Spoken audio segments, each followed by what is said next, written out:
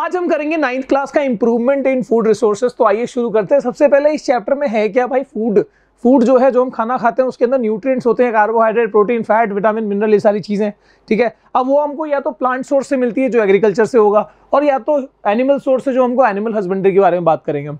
तो अगर हम बात करते हैं कि भाई यहाँ पर फूड जो भी हम खाना खा रहे होते हैं, अब पॉपुलेशन इतनी बढ़ गई है तो भाई उतनी ही जमीन पे ज्यादा खाना उगाना है, that is a challenge.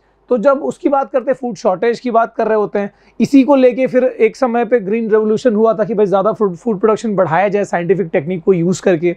White revolution हुआ था मिल्क को लेके, है ना, वो सारी चीज़ें। अब ज़्यादा फर्टिलाइजर, ज़्यादा हम केमिकल्स यूज़ करेंगे तो एनवायरनमेंट जो है वो पोल्यूट भी होगा। एनवायरनमेंट डिग्रेडेशन को बचाना है तो भाई सस्टेनेबल और साइंटिफिक तरीके से हमको यहाँ पर चीज़ों को, या चाहे एग्रीकल्चर की बात करें या एनिमल हस्बेंड्री की बात करें, हमको यहाँ पर सस्टेनेबल और साइंटिफिक तरीके से ये मैनेजमेंट करना होगा, ठीक है। अब यहाँ पर बहुत सारी बातें हैं कि भाई मिक्स क्रॉपिंग, इंटर क्रॉपिंग, ये सारी चीज़ें हम इस तरफ देख रहे होंगे। ये एग्रीकल्चर का है और यहाँ पर एनिमल हस्बेंड्री। तो एग्रीकल्चर वाले पार्ट में 3 मेन पार्ट्स हैं कि भाई अब जब बात करते हैं तो इसमें सबसे पहला है क्रॉप वेराइटी इंप्रूवमेंट। क्रॉप की वेराइटी को कैसे इंप्रूव किया जाए, HYV seeds, high yielding variety seeds, या फिर GM, जेनेटिकली मॉडिफाइड क्रॉप्स कैसे बनाए जाते हैं, हाइब्रिडाइजेशन से। तो यहाँ पर मान लो कि राइस है, तो राइस के अंदर ऐसा कौन सा जेनेटिक वेरिएशन किया जाएगा जिससे उसकी प्रोडक्शन बढ़े, उसकी यील्ड बढ़ाई जा सके, ठीक है। और एक प्लांट में ज्यादा राइस आए, ड्वार्फ प्लांट हो, छोटा प्लांट हो, राइस ज्यादा दे। तो ऐसी चीजें करने के लिए जो भी डिजायरेबल क्वालिटीज है वो ऐड करने के प्रोसेस को हाइब्रिडाइजेशन कहा जाता है। ये 2 वेराइटीज के बीच में हो सकता है इंटर वेराइटल, 2 स्पीशीज के बीच में हो सकता है इंटर स्पेसिफिक, 2 जीनस के बीच में हो सकता है इंटर जेनेरिक। तो ऐसी बहुत सारी चीजें, डिजायरेबल क्वालिटीज हम ऐड कर सकते हैं, ठीक है। अब जैसे फॉडर प्लांट है, फॉडर प्लांट यानी जो चारा जो देते हैं ना, तो घास, तो उसके अंदर हम चाहते हैं कि भाई लंबे लंबे घास हो गए, ज्यादा प्रोफ्यूज ब्रांचेस हों, ताकि जो है ज्यादा से ज्यादा पत्ते हों जो जानवर खाते हैं ऑफ कोर्स। लेकिन जब कोई ग्रेन की बात होती है, राइस हो गए, व्हीट हो गए, तो उसमें वो ड्वार्फ प्लांट हो, ताकि वो ज्यादा नरिशमेंट ना खींचे और ज्यादा से ज्यादा राइस दे सके। तो ये हो गया crop variety improvement. Crop production की बात करते हैं, प्रोडक्शन इंप्रूवमेंट कैसे हो सकता है, तो प्रोडक्शन को इंप्रूव किया जा सकता है। इसमें 3 तरीके की, इंडिया जो है बहुत ही डाइवर्स है, तो नो कॉस्ट से लेके हाई कॉस्ट प्रोडक्शन, हर तरीके का प्रोडक्शन होता है, छोटे फार्म से लेके बड़े बड़े फार्मर्स से। तो अब यहाँ पर याद रहे कि प्लांट की जब हम बात करते हैं उसको क्या न्यूट्रिएंट चाहिए, उसको कार्बोहाइड्रेट, उसको चाहिए कार्बन, उसको चाहिए ऑक्सीजन, हाइड्रोजन। तो ये तो उसको वाटर और एयर से मिल जाता है, लेकिन बाकी 13 न्यूट्रिएंट जो है माइक्रो और मैक्रो फॉर्म में वो जो है सॉइल से ले रहा होता है, जिसके लिए हमको मैन्योर या फर्टिलाइजर डालने होते हैं। ये सारे न्यूट्रिएंट्स भी आपको याद रहे। मैन्योर फर्टिलाइजर में मेजर डिफरेंस क्या है, मैन्योर जो है वो ऑर्गेनिक मैटर यानी ह्यूमस कंटेन करता है, फर्टिलाइजर नहीं। मैन्योर जो है आपको आपके फार्म में ही बन जाता है, वेस्ट, प्लांट और एनिमल वेस्ट से, लेकिन फर्टिलाइजर जो है वो केमिकल्स के फैक्ट्री में बन रहा होता है। तो ऑफ कोर्स ये जो है पोल्यूशन करता है, ये जो है पोल्यूशन नहीं करता है। तब भी हम फर्टिलाइजर क्यों यूज करते हैं सर, शॉर्ट टर्म में फर्टिलाइजर बहुत ज्यादा प्रोडक्शन दे सकता है कंपेयर टू मैन्योर, लेकिन लॉन्ग टर्म में जो जमीन को वो बंजर कर सकता है। इसके बाद मैन्योर में आपको याद रहे कि कुछ 2 बहुत इंपॉर्टेंट है।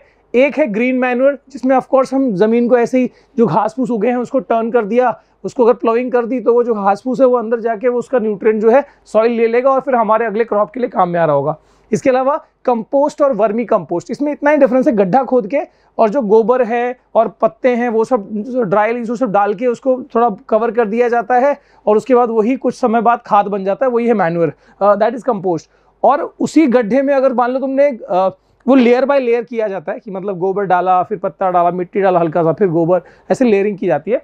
और जब अर्थवर्म डाला जाएगा तो वो वर्मी कंपोस्ट कहलाएगा, वो और अच्छा मैन्योर बनेगा। ऑर्गेनिक फार्मिंग जो है ना, वो वैसे तो ज़्यादा क्वांटिटी पे इंक्रीज नहीं करता, लेकिन इसमें कोई भी केमिकल यूज़ नहीं होता। ऑर्गेनिक फार्मिंग में कोई भी केमिकल, पेस्टिसाइड, केमिकल फर्टिलाइजर ऐसे कोई यूज़ नहीं होगा, जिससे वो जो है आपकी हेल्थ के लिए अच्छा होता है, लेकिन ऑफ कोर्स बहुत कम क्वांटिटी में उगेगा तो उसकी प्राइस थोड़ी ज़्यादा हो जाती है। इसके बाद बात करते हैं यहाँ पर क्रॉप प्रोडक्शन बढ़ाना है तो ऑफ कोर्स इरिगेशन पे ध्यान देना होगा, जो कि रिवर, वेल, कैनल्स, इन सब चीज़ों से होगा। ड्रिप एंड स्प्रिंकल इरिगेशन काफ़ी अच्छा माना जाता है। रेन वाटर को यूज़ करके, रेन वाटर को हार्वेस्ट करके अगर वो पानी यूज़ किया जाए तब भी वो बहुत अच्छी चीज़ है, ठीक है। इसके बाद बात करते हैं क्रॉपिंग पैटर्न भी काफ़ी हेल्प करते हैं, ना सिर्फ न्यूट्रिएंट्स को सही तरीके से यूटिलाइज करने में। Mix cropping, intercropping, mix cropping, intercropping, यही फर्क है। इंटरक्रॉपिंग में क्या होता है, एकदम पैटर्न में, ये पत्ता गोभी, ये लाइन में फूल गोभी, ये रो में आपका पत्ता गोभी, तो इस तरीके से ऐसा पैटर्न में प्रॉपर किया जाएगा, that is intercrop. Mix cropping में एकदम रैंडम रहेगा, ठीक है। तो जो न्यूट्रिएंट्स है वो सब हर प्लांट को बराबर नहीं चाहिए होता है, तो जो भी हम न्यूट्रिएंट जो भी मैन्योर फर्टिलाइजर डाल रहे हैं उसका सही यूटिलाइजेशन हो पाता है इन क्रॉपिंग पैटर्न्स में। लेकिन इंटरक्रॉपिंग का एक और एडवांटेज क्या है कि अगर कोई डिसीज, ये फूल गोभी वाली डिसीज है, बीमारी है, तो वो अगले वाले रो में पत्ता गोभी लगा उसमें ना नहीं फैलेगी, क्योंकि ऑफकोर्स और उससे आगे भी नहीं जा सकती है। तो ये जो है डिसीज रोकने में भी काफ़ी हेल्प करता है जो इंटरक्रॉपिंग होता है प्लांट डिसीज को रोकने में, ठीक है। और क्रॉप रोटेशन क्या होता है कि भाई प्री प्लान्ड वे में अगर हम सही सक्सेशन में प्लांट को अगर हम प्लान करें, मतलब पूरे साल की प्लानिंग ढंग से करें, तो 3 की जगह हम 4 या 4 की जगह 5 क्रॉपिंग हम एक साल में कर सकते हैं। So that is advantage of crop rotation. आगे बात करते हैं क्रॉप प्रोटेक्शन मैनेजमेंट की। तो प्रोटेक्शन में ऑफकोर्स किससे बचाना है क्रॉप को?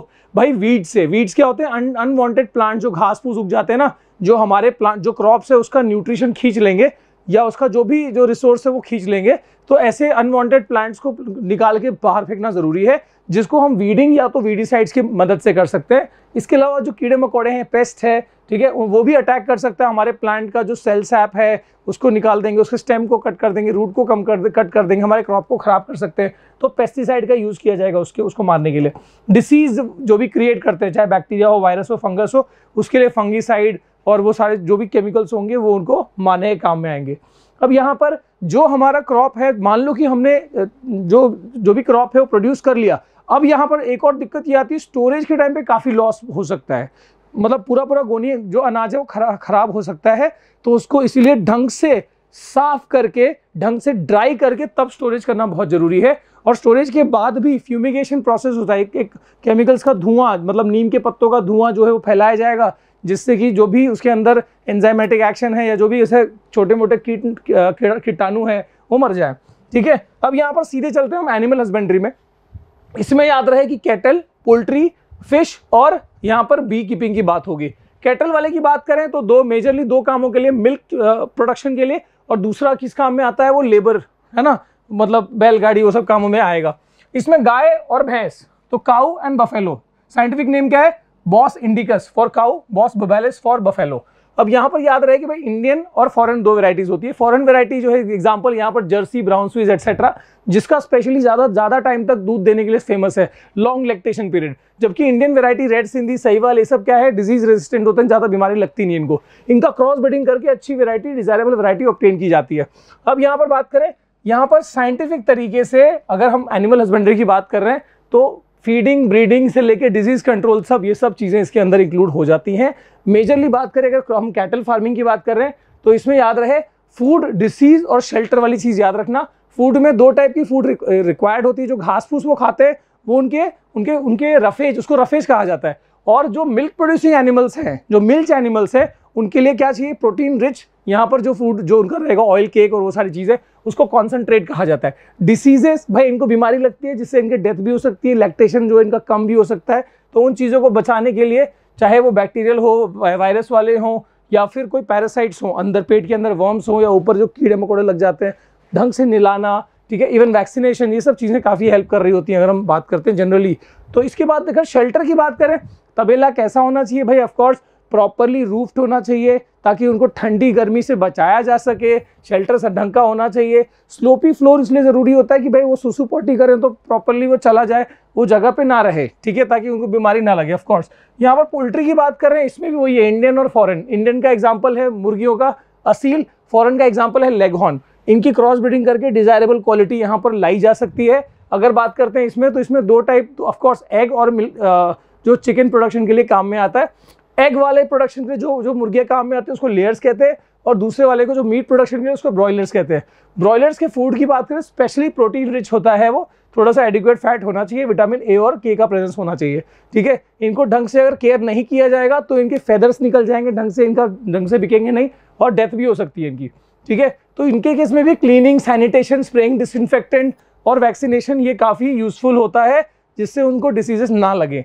अगर मैं बात करूँ यहाँ पर फिश प्रोडक्शन की, तो फिश प्रोडक्शन में याद रखो 2 मेन चीज़ें। एक तो जो ऑलरेडी जो समुद्र है या नदी है उसमें जो फिश है उसको पकड़ना, उसको कैप्चर फिशिंग बोलते हैं। और एक जो रियर करना, उसको बोलते हैं कल्चर फिशिंग। कैप्चर फिशिंग में भी जो इनलैंड है, जैसे कि रिवर और वो सब जो हमारे इंडिया के अंदर रहेंगे, तो इनलैंड फिशरीज हो गए। एक जो हमारे बे ऑफ बंगाल से लेके साउथ से लेके पूरा गुजरात तक का जो सी वाला एरिया है, जो आपका कोस्टल एरिया है, उस वाले को मरीन फिशिंग बोलेंगे। हमारा कितना लंबा कोस्टल एरिया है इंडिया का, 7,500 किलोमीटर, जो कि काफ़ी लंबा है ऑफकोर्स। और इसमें जो इंपॉर्टेंट फिशेस हैं जो इसमें मरीन फिशेस में होते हैं, उसका एग्जाम्पल याद रखो, पॉपलेट जिसको पॉम्फ्रेट कहते हैं इंग्लिश में, tuna, this is bombil, Bombay duck, और ये थोड़े महंगे वाले में देखो ऑयस्टर्स हो गए, प्रॉन्स हो गए, तो ये सारे इसके एग्जाम्पल हो गए मरीन वाले के। और वैसे अगर दूसरा वाला बताऊं कि भाई इसमें अगर मैं कल्चर फिशिंग की बात करूं तो उसमें भी सिर्फ एक्वा कल्चर, सिर्फ फ्रेश वाटर कल्चर नहीं किया जाता, मरीन वाटर कल्चर भी आजकल होता है। अब इसमें दो बातें याद रखना कि जो फिशेस है ना, आजकल कंपोजिट फिशिंग चलती है, बहुत इंपॉर्टेंट है। कंपोजिट फिशिंग क्या होती है भाई, एक ही पॉन्ड में हर वैरायटी की मछली रखना, ऐसी मछली जो सरफेस पे रह के खाना खाती है, ऐसी मछली जो मिडिल जोन में रहती है, ऐसी मछली जो नीचे जोन में रहती है, और ऐसी मछली जो घास को खाती है। तो सरफेस फीडर में काटला है, मिडिल जोन में रोहू है, और बॉटम फीडर में मृगल है, और यहाँ पर ग्रास कार्प जो है वो वीड्स खाता है पानी पॉन्ड के अंदर की। तो यहाँ पर ये सब जो है कम एरिया में, कम पॉन्ड में ज़्यादा मछलियाँ पाली जा सकती है अगर हर टाइप के, हर लेयर की मछलियाँ रखी जाए। CRMG याद रखना है इसके अंदर। जो फिश है ना, उसकी सबसे खास बात क्या है भाई, cheap source of animal protein है, तो इसलिए काफ़ी ये इंपॉर्टेंट माना जाता है। और फिशेस की प्रोडक्शन पूरे साल हो पाए, सिर्फ मानसून में ब्रीडिंग करती है, तो पूरे साल में कैसे हो सकता है, हार्मोनल इंजेक्शंस दिए जाते हैं इनको। इसके बाद लास्ट में बात करें बी कीपिंग की, तो 4 टाइप के बीज, अच्छा बीज किस काम में आते हैं, हनी प्रोडक्शन, वैक्स, और वैक्स निकलते हैं, वैक्स मेडिसिन के काम में आता है, और लो इन्वेस्टमेंट वाले, इसलिए फार्मर काफ़ी आजकल इसको कर रहे हैं, एपीकल्चर, बी कीपिंग। और जो उनका जो बागान होता है जहाँ पर इसको किया जाता है उसको एपीरिस कहते हैं। 4 टाइप के बीज कौन से जो यहाँ स्पेशली यूज किए जाते हैं, apis cerana indica is Indian bee, apis dorsata is rock bee, apis florea is the little bee, और सबसे इंपॉर्टेंट एपिस मेलिफेरा जिसको इटालियन बी कहते हैं।